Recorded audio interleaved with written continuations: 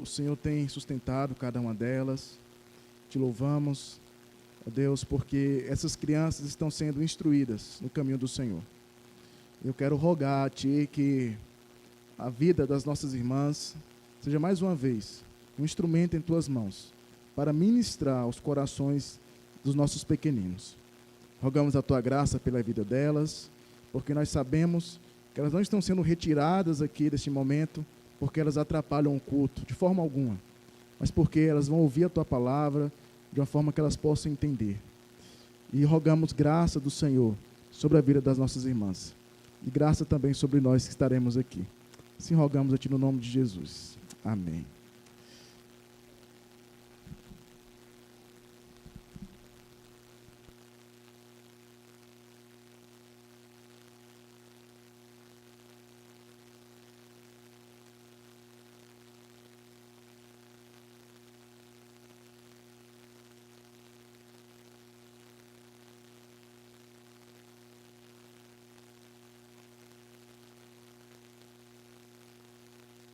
Jó capítulo 4, vamos estar lendo todo o capítulo.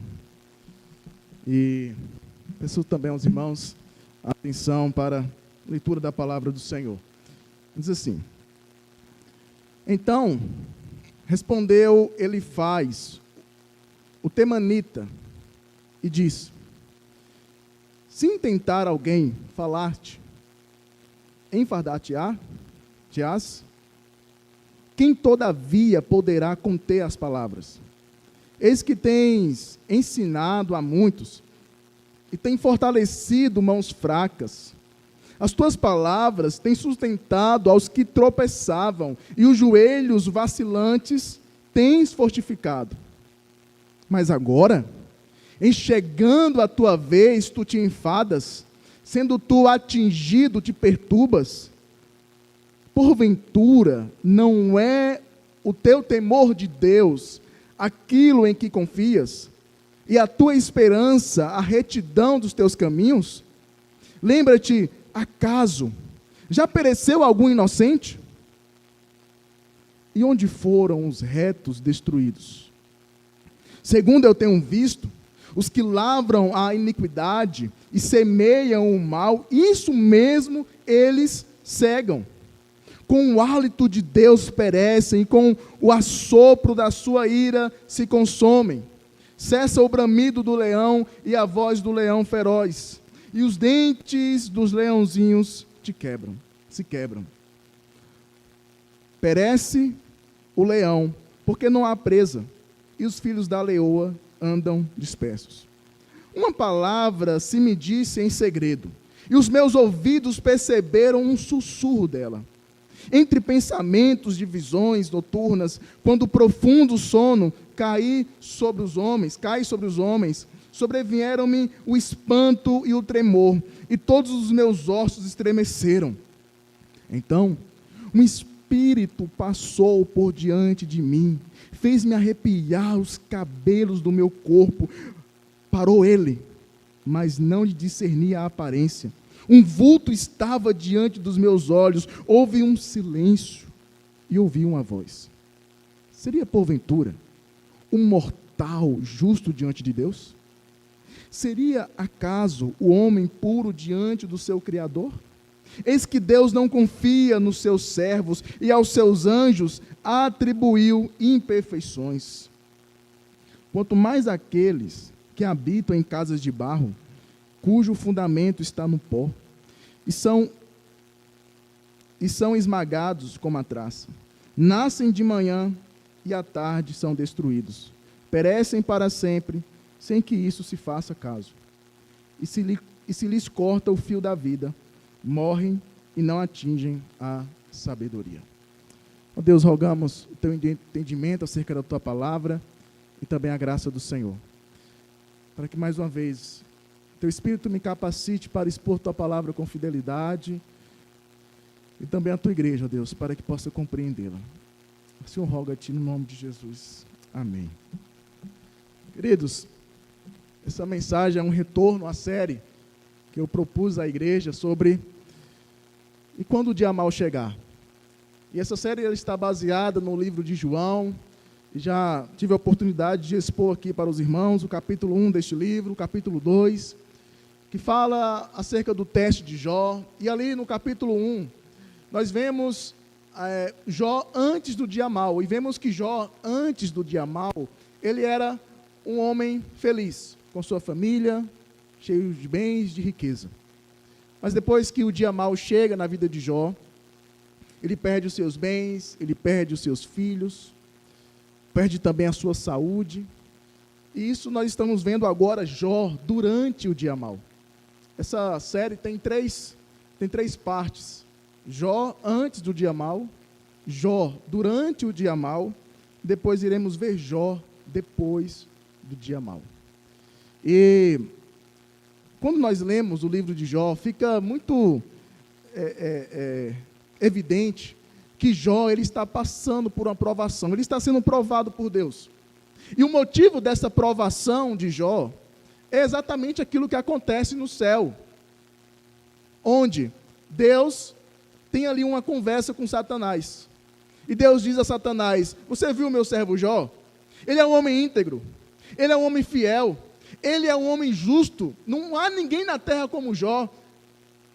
Fosse na minha região, ô cabra retado, ô cabra bom, é esse Jó. E Satanás olha para Deus e fala: eu não sei se esse Jó é tão íntegro assim. Eu acho, Deus, que esse Jó só te serve dessa forma porque o Senhor abençoa ele.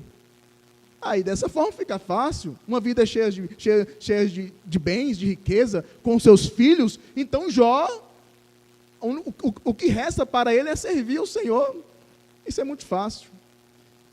Então Deus, para mostrar que o argumento de Satanás era inválido, e para provar que as suas palavras, o seu testemunho acerca de Jó era verdadeiro, permite então que Jó passe por essa provação. E que prova, né, irmãos? E então, essa provação é Deus mostrando para Satanás e também para nós que o testemunho de Deus acerca deste homem foi fiel. E também para mostrar para Satanás que o seu argumento era totalmente inválido, não tinha base, não tinha nenhuma fundação. E assim aconteceu. E percebemos, irmãos, aqui que Jó, ele já passou por 2 testes e foi aprovado. O primeiro teste foi quando Jó, ele perdeu todos os seus bens e a sua família. E quando Jó, ele perde os seus bens e a sua família, o que é que Jó diz? No versículo 21 do capítulo 1. Nu saí do ventre da minha mãe e nu voltarei. O Senhor Deus, o Senhor deu, o Senhor tomou. Bendito seja o nome do Senhor. Depois Jó, ele passa também pelo segundo teste, quando ele perde toda a sua saúde. E novamente, Jó, na resposta que ele dá à sua mulher, demonstra a sua fidelidade a Deus. Pois quando a mulher de Jó diz a ele: olha, amaldiçoa o seu Deus e morre. O que adianta ser fiel a Deus e passar por todas essas tribulações? E Jó responde: mulher, por que nós não receberemos também o mal, se Deus já nos enviou tanto bem, tantas bênçãos? Que eu estou parafraseando o versículo. Se nós já recebemos tantas bênçãos de Deus, por que nós também não vamos receber o mal? Interessante que Jó atribui toda a sua situação não a Satanás, porque ele sabe que quem controla a sua vida não é o diabo, é Deus. E por crer nesse Deus soberano, então ele diz: o Senhor deu, o Senhor tomou, bendito seja o nome do Senhor. E ele diz também que ele estava recebendo o mal de Deus. Agora nós passamos para o terceiro teste, que é exatamente os diálogos. Agora Deus está provando Jó, provando a sua integridade por meio dos diálogos. E por que Deus prova Jó dessa forma, irmãos? É porque, meus queridos, os diálogos revelam o nosso coração. Se vocês querem me conhecer, come comigo 1 quilo de sal. Aí os irmãos vão me conhecer de verdade. Se eu também quiser conhecer algum irmão, eu tenho que comer 1 quilo de sal com vocês. Porque em nossos diálogos, em nossas conversas, o nosso coração vai sendo revelado. Porque aqui na igreja é muito fácil. manter as palavras, manter as aparências, mas quando no dia a dia, através dos diálogos no trabalho, pelo WhatsApp, no Instagram, seja qual for a rede social, ali também nós revelamos os nossos corações. E esses diálogos, eles, como nós percebemos, eles foram organizados em 4 ciclos. O primeiro ciclo é do capítulo 4 até o capítulo 14. O segundo ciclo é do capítulo 15 até o capítulo 21. Depois nós temos tipo uma pausa, um interlúdio, onde entra as falas de Eliú, do capítulo 33 até o 37. E então, o último ciclo desse diálogo é quando Deus fala com Jó, do capítulo 38 até o capítulo 42, versículo 5. E o fato que chama a atenção nesses ciclos é que eles são introduzidos por Elifaz. E quem é este homem? Elifaz, pelo que indica aqui os diálogos, este é um homem, dentre os amigos de Jó, o mais experiente, o mais capaz. E se observarmos bem esses argumentos, esses diálogos, os outros amigos de Jó, Bildade e Zofar, eles constroem os seus argumentos de acordo com a tese de Elifaz. Eles apenas replicam aquilo que Elifaz começa nos ciclos dos diálogos. Então, a partir do capítulo 4 até o versículo 14, nós iremos perceber Bildade e Zofar repetindo as mesmas coisas que Elifaz disse no capítulo 4. Então, isso mostra que ele era ali o mais entendido, o mais experiente, e porque todos seguem Elifaz na mesma direção. E algumas considerações, queridos, nós devemos fazer antes de examinarmos aqui o texto. Primeiro é que, Wesley, Jó foi aprovado nesses diálogos? A resposta é sim. Quando nós vamos lá para o capítulo 42, se você quiser me acompanhar, o capítulo 42 de Jó, o versículo 7 e 8, vai dizer o seguinte: tendo o Senhor falado estas palavras a Jó, o Senhor disse também a Elifaz, o temanita, aquele o mais experiente: a minha ira se acendeu contra ti e contra os teus 2 amigos, porque não dissestes de mim o que era reto, como o meu servo Jó. Tomai 7 novilhas, 7 carneiros, e ide ao meu servo Jó, e oferecei holocaustos por vós. O meu servo Jó orará por vós, porque dele aceitarei a intercessão, para que eu não vos trate segundo a vossa loucura, porque vós não disseste de mim o que era reto, como o meu servo Jó. Aqui nós já vemos que Jó foi aprovado por Deus nos diálogos. Isso nos assusta, irmãos. Porque quando nós vemos as palavras de Jó, quando vemos Jó amaldiçoando o seu nascimento, nós pensamos que Jó que é o louco da história. E Deus fala de forma alguma. Jó falou o que era reto, e vocês falaram loucuras. Então, antes de examinarmos os diálogos, já temos que considerar isto. As palavras dos amigos de Jó foram reprovadas por Deus. E também Deus repreende, especialmente Elifaz, por causa das coisas que ele falou, não a respeito de Jó, e sim a respeito de Deus.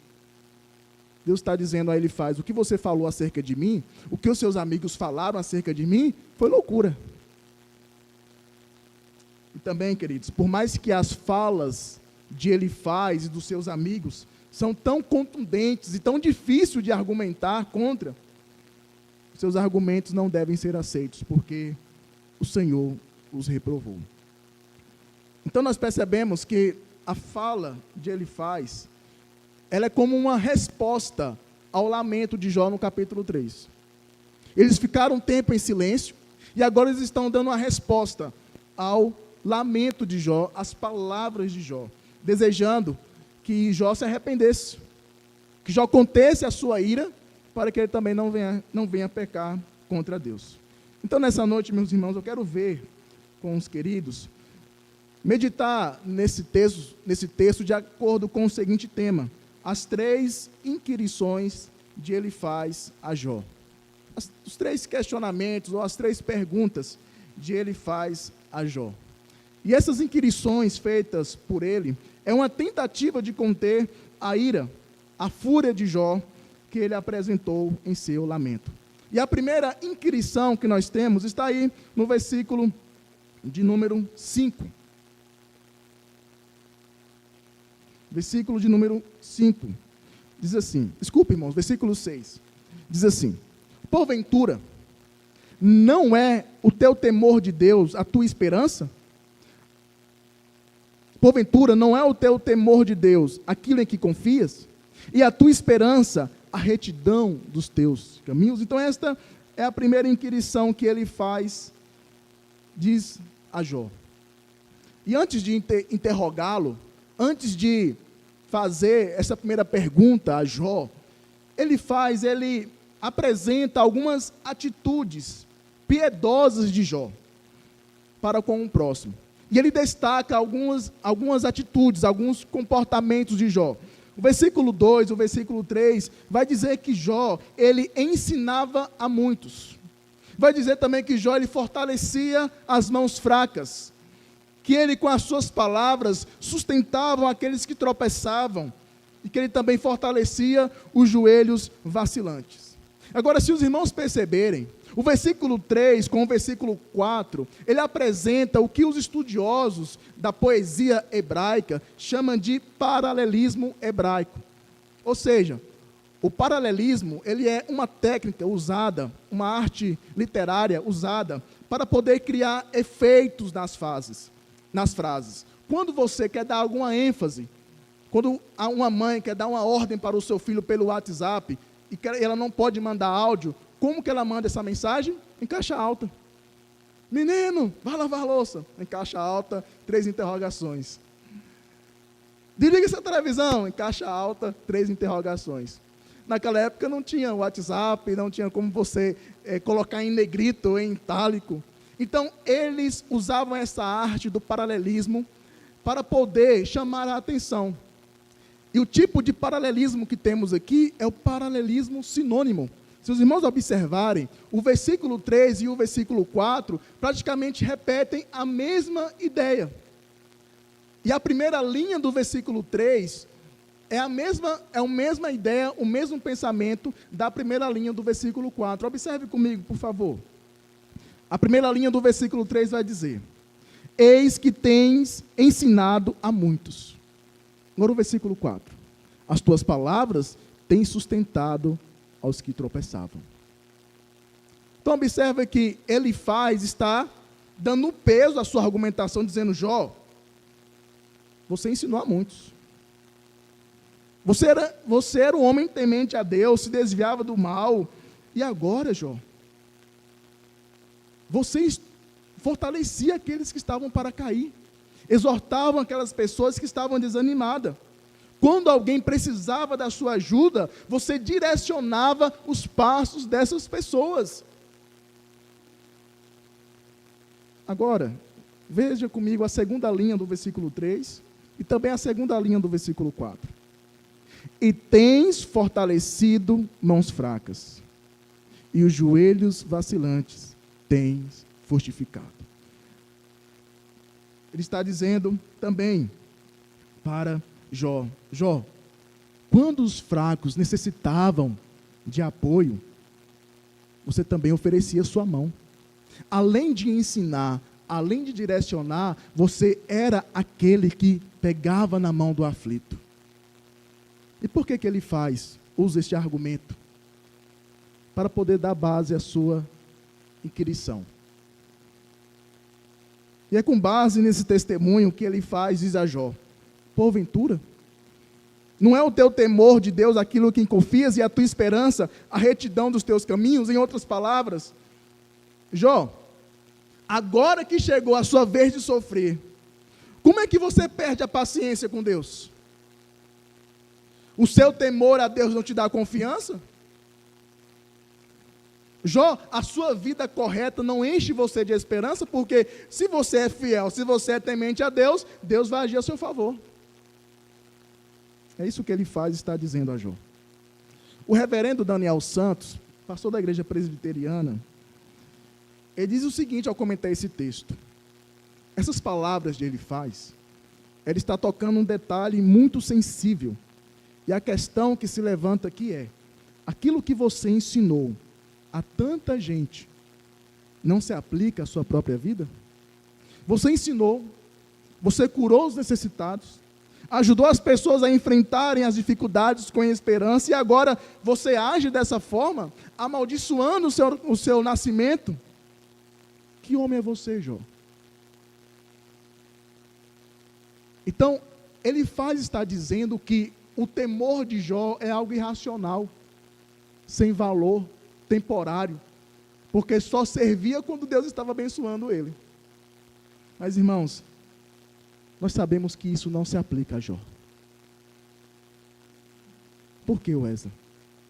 Porque a Bíblia está dizendo para nós, lá no capítulo 1, por isso que no início desta série de mensagens, eu falei que o capítulo 1 é muito importante. Porque lá no capítulo 1, Deus está dizendo, Jó, ele é um servo íntegro, fiel, é um homem que se desvia do mal. Então, segundo Elifaz, ele está dizendo, você perdeu a fé, Jó. E sabemos que não. Porque é o próprio Deus que dá o testemunho acerca de Jó. E esse sofrimento inimaginável, nós não temos como imaginar o sofrimento de Jó. Não era porque ele pecou contra Deus, não é porque ele perdeu a sua fé em Deus. Foi sim uma provação do Senhor.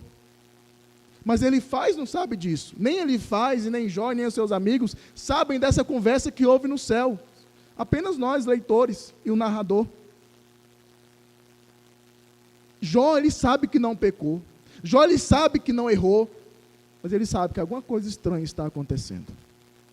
Por isso que essa primeira inquirição de Elifaz não se sustenta. Não se aplica à vida de Jó.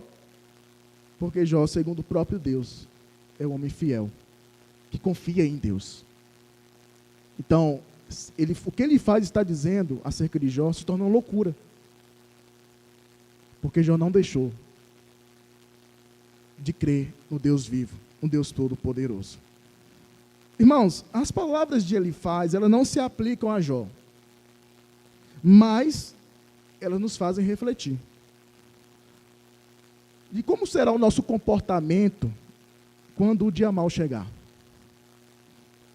Será que nós vamos abandonar a nossa vida com Deus? Será que vamos deixar de acreditar que existe um Deus soberano que cuida de cada aspecto da nossa vida só porque Ele permitiu que o dia mau chegasse até nós? Há uma história que mexe muito com o meu coração. É a história de 2 missionários da Suécia, David e Sylvia Flood. Esse casal, eles receberam um chamado para servir lá no Congo belga, hoje é a atual Zaire, né? Comunidade de Zaire. E eles chegaram ao Congo acompanhados do seu filho, o David Júnior, e também de mais 2 missionários que foram cumprir essa missão. Só que durante o tempo de serviço, que eles estavam lá, cortando mato, abrindo caminho, eles ficaram extremamente enfermos. Então, o casal que acompanhava o David e a sua esposa, voltaram para a base missionária e levou também o David Júnior, porque ele estava muito enfermo. E o missionário David, com a sua esposa, falou, nós vamos ficar aqui, porque Deus nos chamou. E a sua esposa estava grávida, mas também ele estava com malária.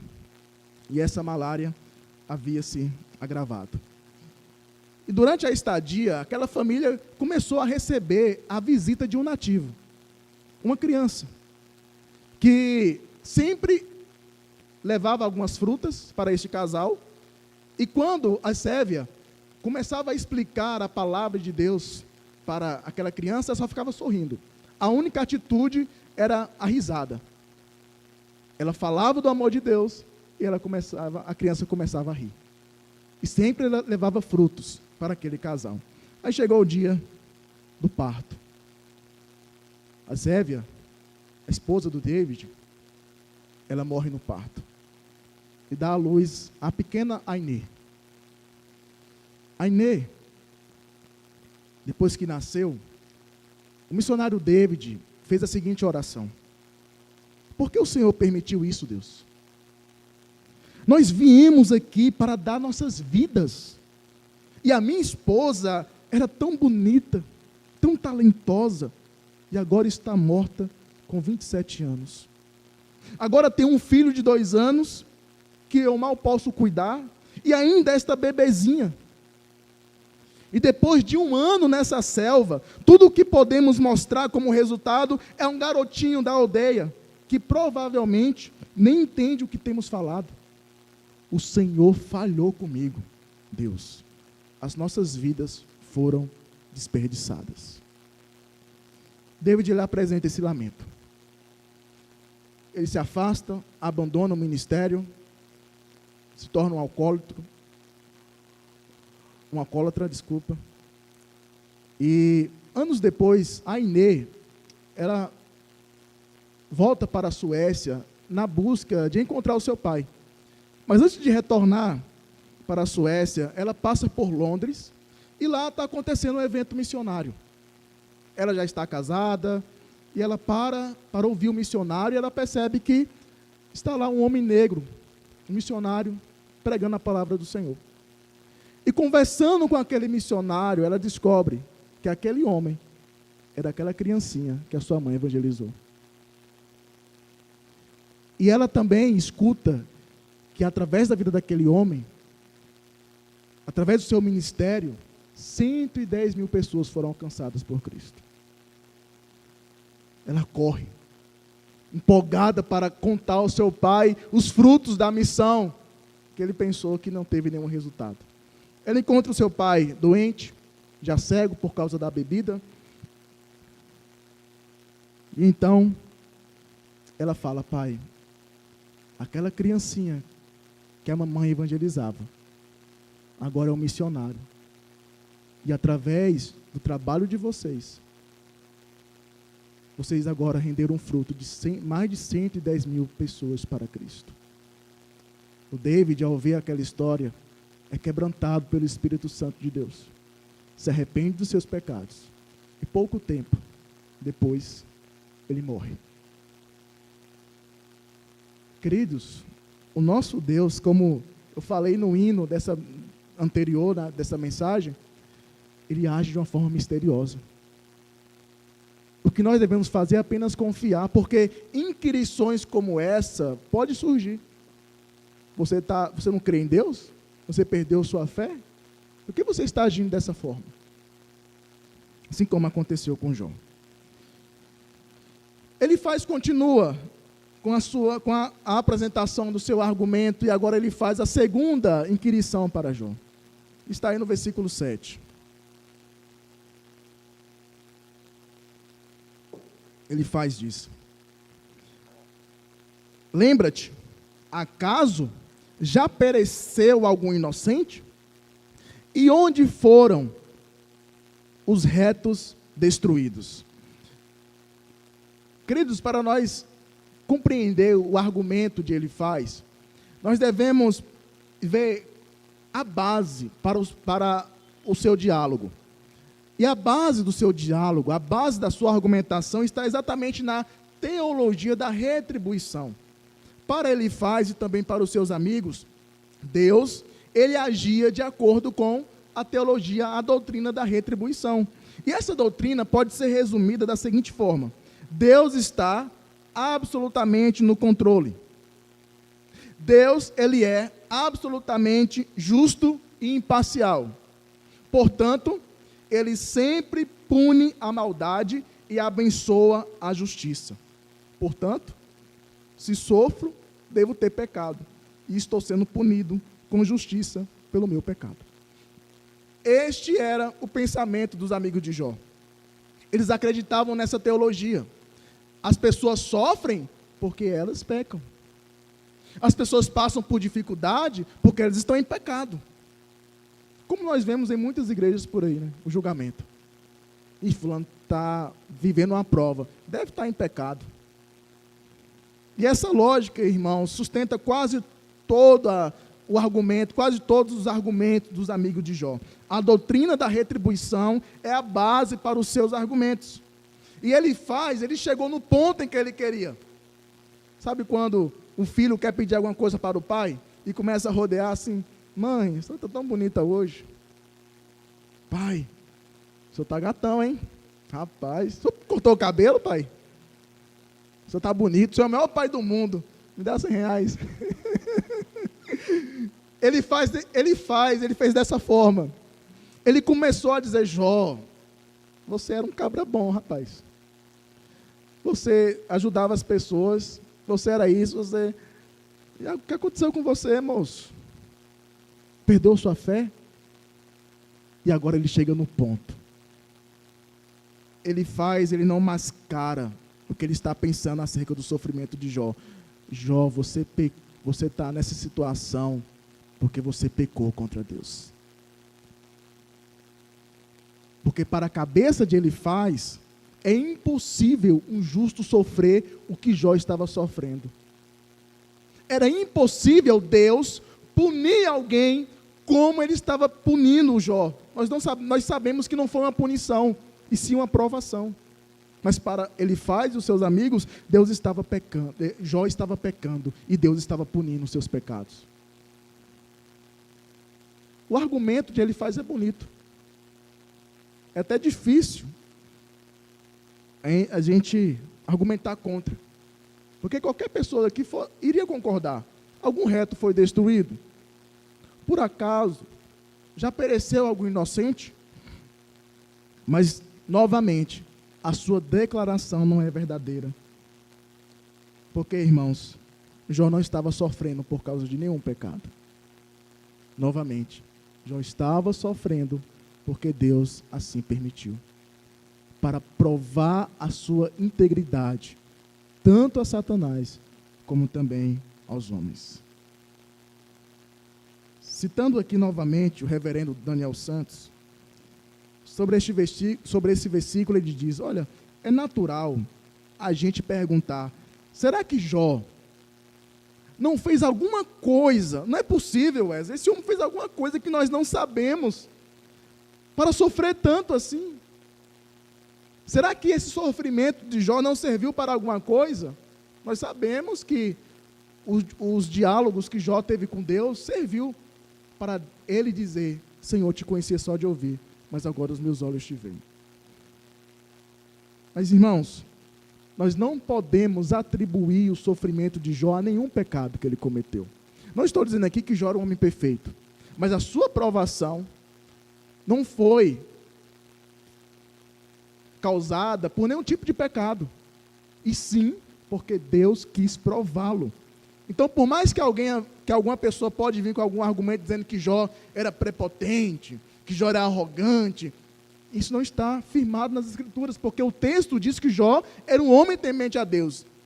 Não foi apenas o narrador que disse isso, o próprio Deus falou. E nós cremos que o que Deus falou é verdade. E Deus estava mostrando isso para Satanás. Satanás, você está mentindo. O seu argumento não é verdadeiro. Você falou loucura. Porque, irmãos, nós não podemos dizer que Deus age dessa forma. Sim, às vezes, nós vemos a doutrina da retribuição acontecendo. Tipo, o ladrão acaba de roubar ali uma moto, e ali no assalto está um policial, ele leva um tiro e morre. Ele está colhendo o que ele plantou. E é interessante que ele faz, até coloca isso aqui no texto. Observe comigo o versículo 8. Segundo eu tenho visto, os que lavram iniquidade e semeiam o mal, isso mesmo eles cegam. Olha, se você colhe o mal, se você planta o mal, você vai colher o mal. Se você planta o pecado, você vai colher a punição. Então, Jó, logo você pecou. Essa é a lógica. Mas Deus não pode ser resumido apenas com essa doutrina. Porque Deus, irmãos, a própria Bíblia fala que Deus, ele prova os seus servos. Assim como ele provou a muitos. Assim como ele provou a igreja de Esmirna, lá em Apocalipse, para ver se de fato eles eram fiéis. Queridos, então nós podemos olhar para esse texto aqui e dizer, você falou bonito, mas o seu argumento não procede. Porque, queridos, há sofrimento sem pecado. Há sofrimento sem pecado. Nós sofremos por consequência desse mundo caído, desse mundo quebrado. Nós sofremos porque vivemos em um mundo em que os nossos pais quebraram um pacto. Irmãos, e sabe o que sustentou Jó? O seu conhecimento acerca de Deus. Por que Jó, ele sabia que ele não estava sendo punido por causa de nenhum pecado? Porque Jó conhecia o seu Deus. Ele sabe muito bem que o seu Deus é reto, é poderoso, é correto. E Deus também não ia mudar de uma noite para o dia. Porque esse Deus, ele é imutável. E é por isso que Jó continua nos diálogos sustentando, eu não pequei contra Deus. Eu quero saber o que está acontecendo. Algo está acontecendo. Eu não mereço tanto sofrimento de fato. Esse tipo de provação Jó não merecia. Mas Deus estava provando. Irmãos, a pergunta que se faz quando nós olhamos para esse texto é, no dia mau, o nosso conhecimento acerca de Deus irá prevalecer? Porque diante do sofrimento, irmãos, algumas pessoas têm a atitude de se afastar de Deus, dizendo, Deus não me ama. Por que apareceu esse câncer na minha vida? Por que o meu casamento foi destruído? Por que a minha casa está tão doente? Por que eu estou endividado? Se a minha vida é tão correta, se eu pago em dia as minhas contas, por que Deus? Como David falou, o Senhor falhou comigo. O nosso conhecimento acerca de Deus não nos permite termos esse tipo de pensamento. Porque se algo acontece em nossa vida, que é do nosso desagrado, o que é que nós vamos pensar? A vontade de Deus, para aqueles que o amam, é boa, é perfeita, é agradável. Se isso está acontecendo na minha vida, o meu Deus, que é soberano, tem um controle dessa situação. E por que as dificuldades, irmãos, nos fazem duvidar de Deus? Por que as dificuldades nos afastam de Deus? A resposta é óbvia, porque nós não conhecemos esse Deus. Porque sabe o que nós queremos? É cobrar a Deus. Deus, olha, eu dou o dízimo, eu vou para a igreja todo domingo, eu estou presente em toda escola dominical, vá anotando aí, viu Deus? Eu faço tudo isso. E não é por meio, irmãos, da retribuição.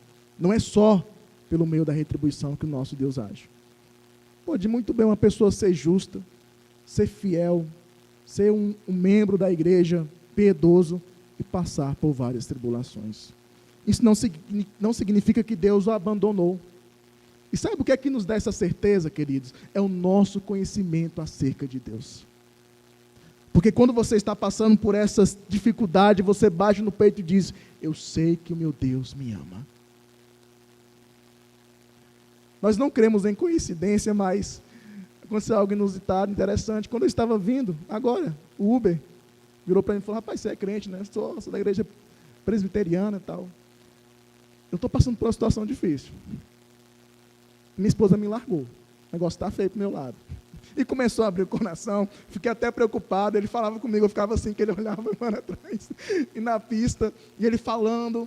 Aí eu falei, querido, o único relacionamento que eu sei que você não vai ter decepção é o seu relacionamento com Deus. Os outros relacionamentos podem nos decepcionar, de fato, decepcionam.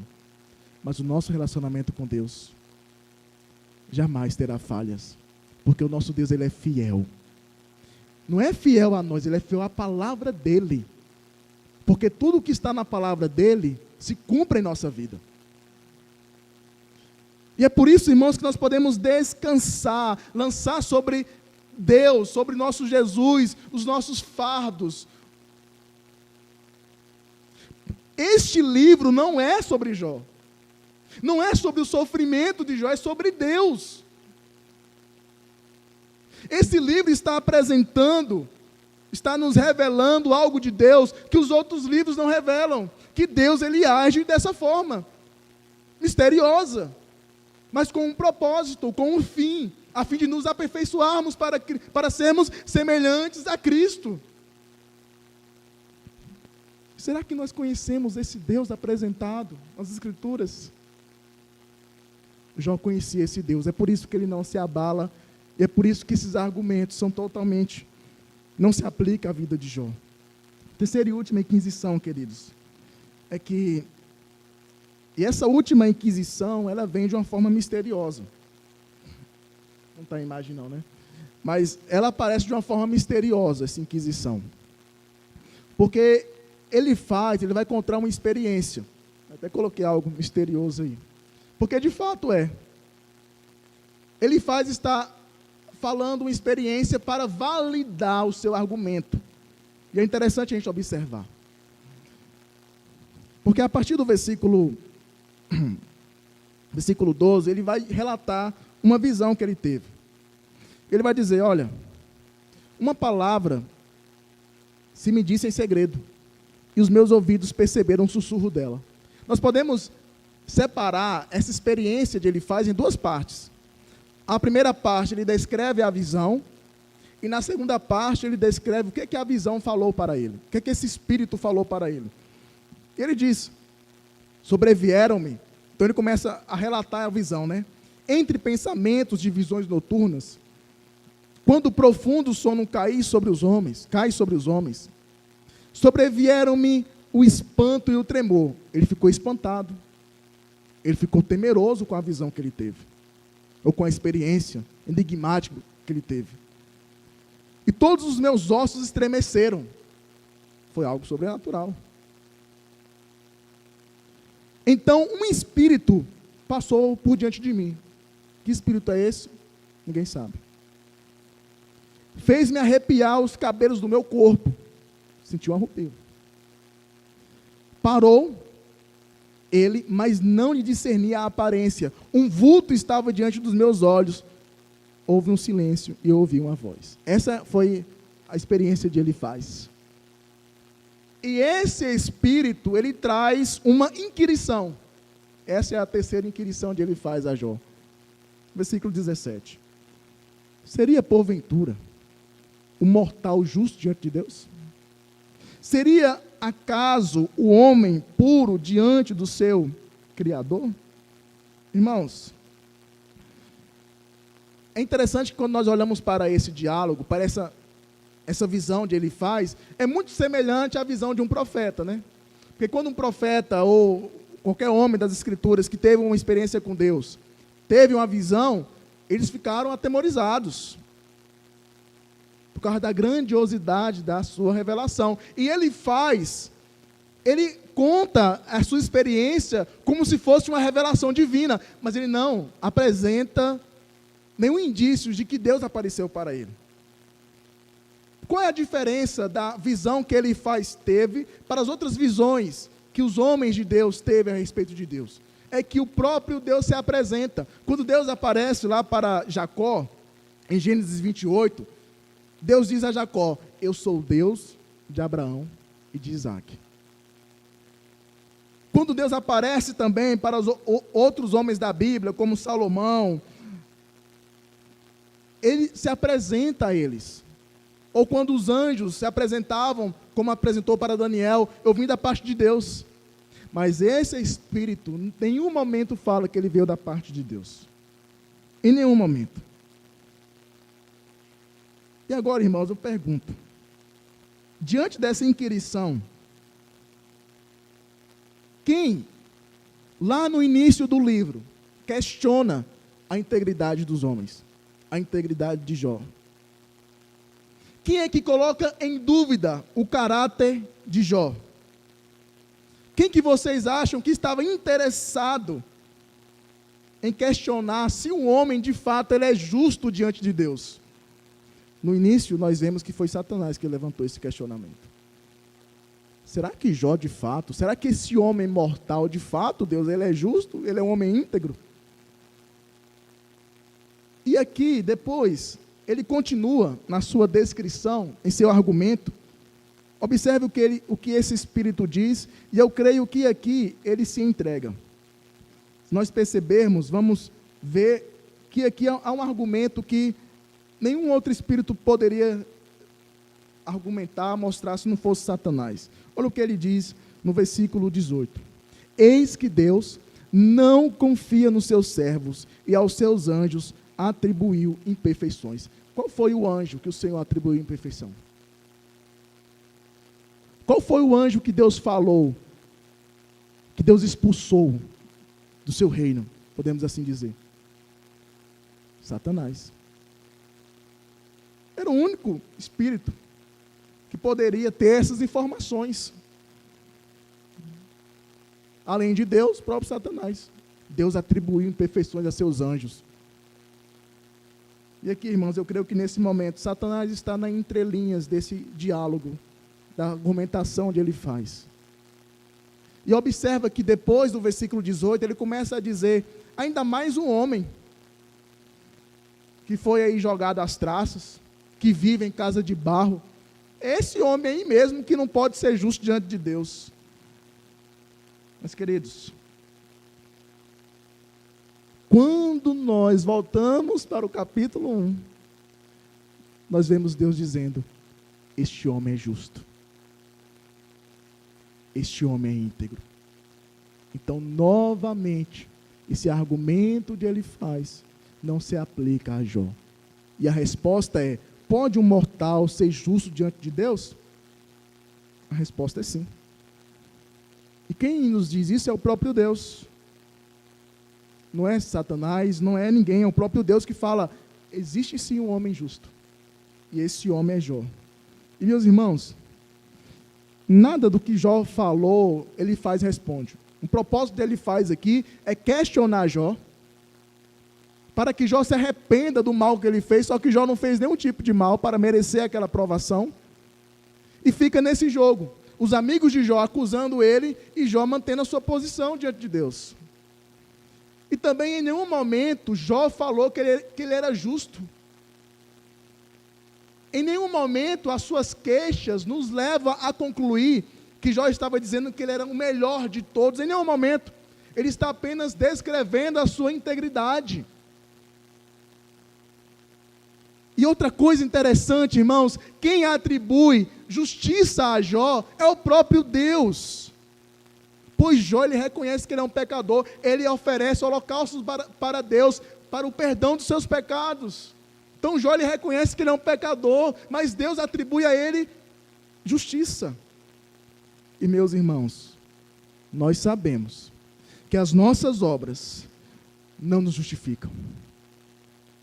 Assim também como as obras de Jó, o caráter de Jó, não era capaz de justificá-lo. O que nos fez justos diante de Deus? Por que nós somos também declarados justos? Não foi por causa das nossas obras, e sim por causa da obra de Cristo naquela cruz. Foi o seu sangue derramado naquela cruz que nos justificou. E nos justificou porque nós fomos escolhidos por Deus. E a palavra justificação aqui significa o pleno perdão dos pecados. A nossa adoção como filhos de Deus. A garantia da vida eterna. Irmãos, ser declarado justo não significa que você deixou de ser pecador, pois eu e você ainda pecamos. Ser declarado justo significa que aquela dívida impagável que tínhamos diante de Deus e que nos condenava para o fogo eterno, aquela dívida foi paga na cruz. E aquilo que nos condenava, agora não nos condena mais, porque aquela condenação foi aplicada na cruz. Foi paga pelo sangue de Cristo. E por isso, podemos e iremos nos apresentar diante de Deus como justos, que foram justificados pelo sangue do seu Filho. E não importa, irmãos, as acusações. Pode vir Satanás te acusando, como acusou a Jó, através da boca dos seus amigos.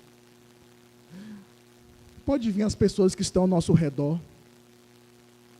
Você pode bater no seu peito e dizer: eu sou justo, eu fui justificado. Não pelas minhas obras, mas pelas obras de Cristo, o meu Redentor, o meu Salvador. Porque, irmãos, quando o dia mau chegar, ele vai querer assaltar a nossa fé. Vai querer dizer: você pecou. Você está passando por isso porque você merece. Você vai dizer: não, os meus pecados foram perdoados.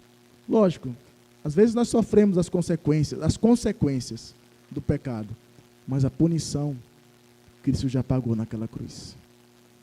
Então, diante das inquirições que ele faz, nós podemos perceber que nenhuma delas podem ser aplicadas a Jó. Ele não perdeu a sua fé, ele não estava sendo castigado por causa de nenhum pecado, e também Deus o declarou justo. Deus o declarou, não foi Jó, Deus o declarou justo. Então, por isso, irmão, diante dessa exposição, quero deixar aqui 3 rápidas aplicações para os irmãos. Primeira aplicação, irmãos: aumente o seu conhecimento acerca de Deus. Conheça mais o seu Deus. A Bíblia nos apresenta um Deus trino. Você sabe o que significa o Deus trino? A Bíblia fala da nossa salvação. Você entende a sua salvação? A Bíblia fala dos atributos de Deus. Você conhece esses atributos? E nós temos o privilégio na nossa igreja de ter momentos de edificação. Nós temos a escola bíblica dominical para cada faixa etária, para crescer no conhecimento de Deus. Nós temos o culto solene, como esse está acontecendo agora, para sermos exortados, lembrados. Nós temos também, na segunda, o culto de oração. Nós temos na quarta-feira um culto de estudo. Nós temos um pastor disponível para as nossas inquirições. Aumente o seu conhecimento acerca de Deus, pois é isso que vai sustentar você durante o dia mau. Também, irmãos, vigie os seus lábios. Cuidado com o que você fala. Não permita que nenhuma da sua palavra seja usada por Satanás para atingir o seu próximo. Vigie os seus lábios. Lá em Tiago fala que a nossa língua é um órgão pequeno, mas que pode incendiar uma casa. Então, cuidado com o que você fala. Evite também, terceira e última aplicação, evite comentários depreciativos acerca de alguém. Sabe, julgamentos antecipados. Você não sabe o que é que Deus pode fazer com aquela vida. Eu já vi muitas pessoas dizer: não, isso aí é um drogado. Esse aí não serve para nada. Você não sabe qual é o fim da história dele. Assim como os amigos de Jó também não sabiam qual era o fim da história dele. Vamos orar, irmãos. Quero convidar você a baixar sua cabeça e orar de acordo com aquilo que Deus falou ao seu coração. Em qual ponto dessa mensagem Deus falou ao seu coração? Ore acerca disso. E peça ao Senhor a graça e misericórdia.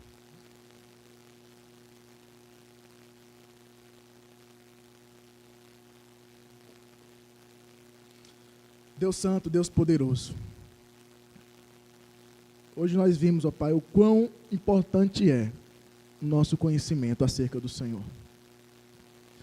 Porque diante das inquirições desse mundo, nós seremos provados, assim como o teu servo Jó foi.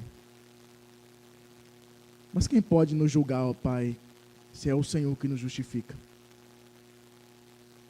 Quem pode nos separar do amor de Deus, se Ele mesmo entregou o seu próprio Filho por amor a nós naquela cruz? E é nesse conhecimento verdadeiro da Tua Palavra que nós, ó Deus, repousamos e confiamos no Senhor. O que nós pedimos, ó Pai, aumenta a nossa fé. E pedimos também, ó Deus, tenha misericórdia de nós durante as provações. Tenha misericórdia de nós, ó Deus. Nos fortaleça, venha nos animar. Se algum irmão aqui nessa noite está passando por alguma provação, que o Senhor, ó Deus, venha trazer consolo. Que o Senhor venha mostrar para esse servo que o Senhor está próximo, do lado dele, ajudando ele a passar por esse momento tão difícil, mas que o Senhor está no controle. Assim damos graças a Ti pela Sua palavra, em nome de Jesus. Amém. Queridos, rápidos avisos, só para a gente